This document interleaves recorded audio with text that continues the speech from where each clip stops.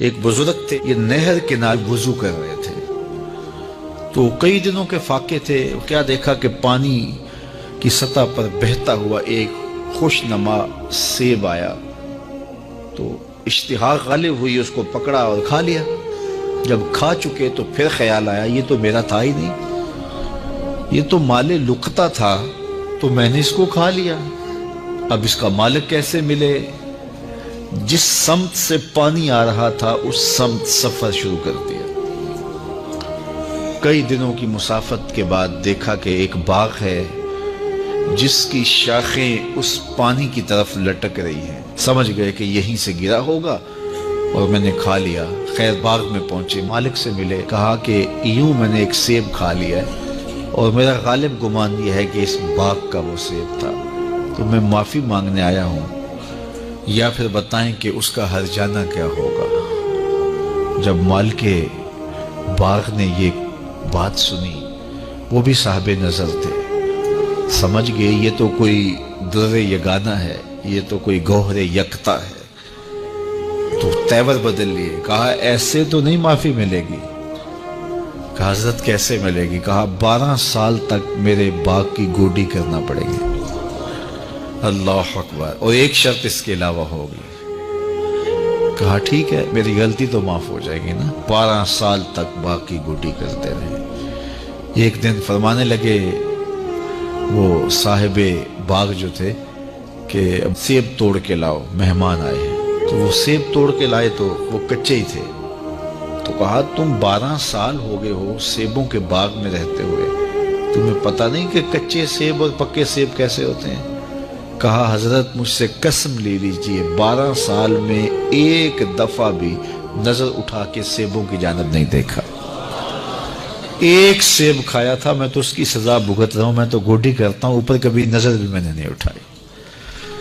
سینے سے لگا لیا، کہا ایک شرط تمہاری پوری ہو گئی، اب دوسری شرط ہے کہ میری ایک بیٹی ہے جو آنکھوں سے نابینا ہے، کانوں سے بہری ہے، بول سکتی نہیں، اور وہ اپاہج بھی ہے، چل بھی نہیں سکتی، اس سے تمہارا نکاح کرنا چاہوں گا، اگر تمہیں قبول ہے تو معافی ہو جائے گی۔ کہا ٹھیک ہے جی قبول ہے، میرا گناہ معاف ہو جائے، میں زندگی کاٹ لوں گا، کوئی بات نہیں ہے۔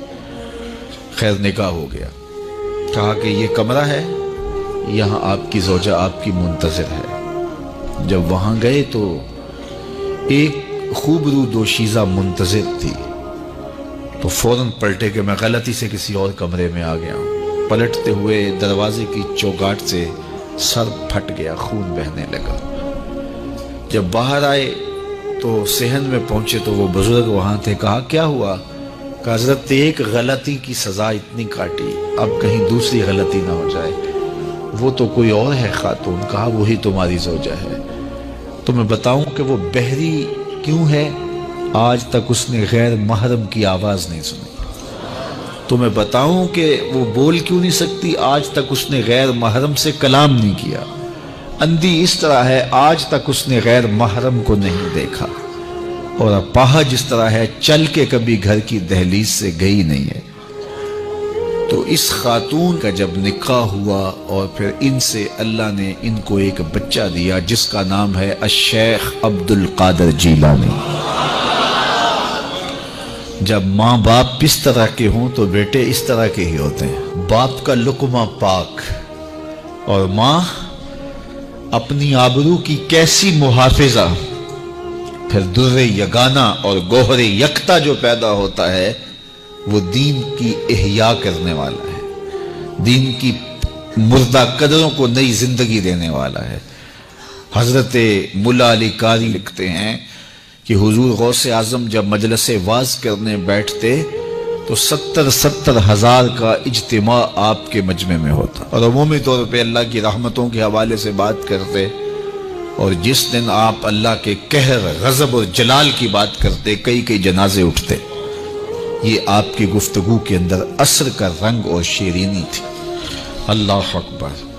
تو باپ دیکھیے کہ رزق کے معاملے میں کتنا محتاط ہے، اور ماں دیکھیے اپنی عصمت کی کتنی حفاظت کرنے والی ہے۔ مائیں بچوں کی تربیت کرتی ہیں، ماؤں کے ذریعے سے پاکیزہ صفت بچے جنم لیتے ہیں۔ تو لہٰذا ماؤں کو اچھی تربیت کا حامل ہونا چاہیے تاکہ وہ آگے اچھی تربیت خود کر سکے۔